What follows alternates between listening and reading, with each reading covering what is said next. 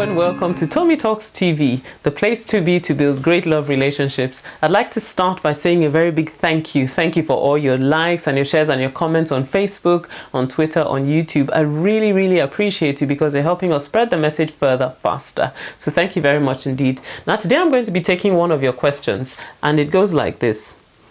Thank you so much for your counsel and videos. They have really helped me a lot. I am in a relationship with an amazing guy for almost 6 months now. We are quite compatible and have the same values and goals. The challenge we have is that when we have a misunderstanding, even when I am not at fault, I apologize first to maintain peace. This has been going on for a while now. Recently, we had a little quarrel and he was at fault, but he refused to apologize and kept mute. I'm tired of being the one always apologizing, so I decided to keep quiet this time. We have not spoken for almost a week now because nobody wants to be the first to apologize. I am really hurting and want our relationship to work. Please, what do I do? I'm so confused because this time I am not at fault. Do I always have to be the sacrificial lamb?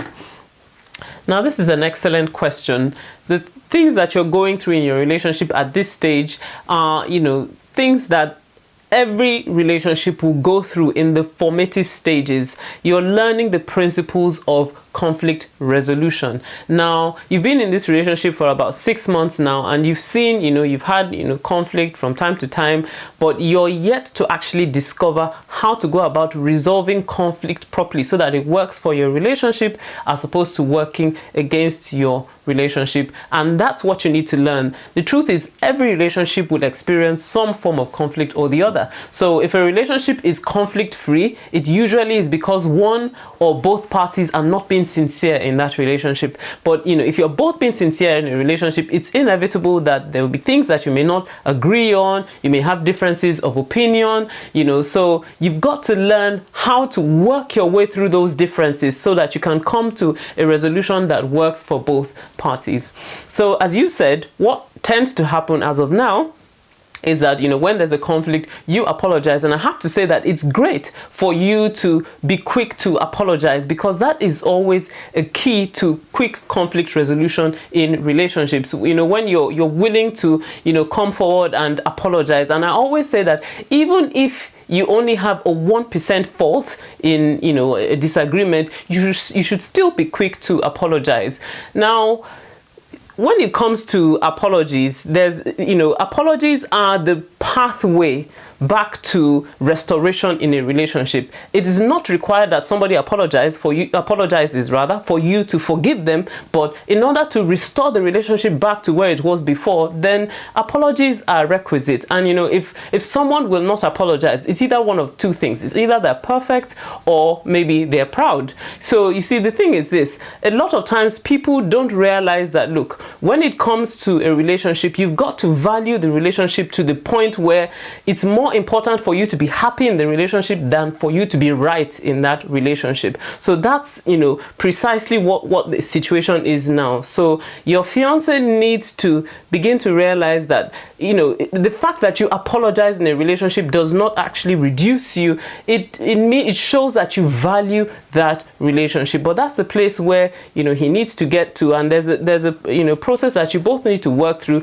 to get to that place. Now, I have to say that for you to withdraw and say, well, because he's not apologizing, I'm not going to say anything until he says something, you can see that has dragged on now for a week. So that's not the ideal way to resolve a conflict. What you need to do is actually to sit down with him and talk to him and explain the way you feel about the situation, and give him an opportunity to also explain the way he feels as well. And usually when you do this, it's best to do it in an atmosphere that is free of recriminations or saying, well, you did this and you did that, but more like, well, this is how I feel when this sort of thing happens, this is how this conflict made me feel, so that you can talk through it. And when you do that with grace, that gives him the opportunity to be able to step in and actually apologize when he recognizes what you have done.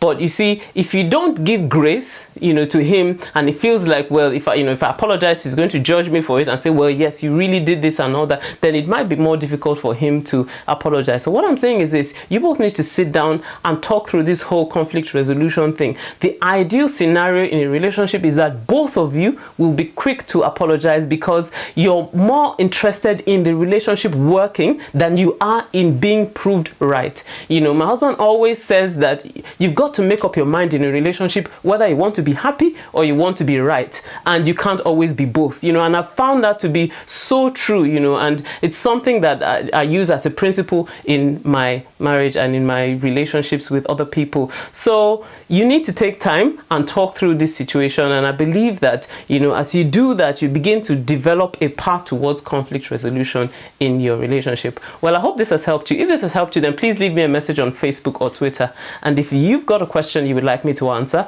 then head on over to tommytalks.com/ask, and I'll answer your question next time. See you next time. Bye bye.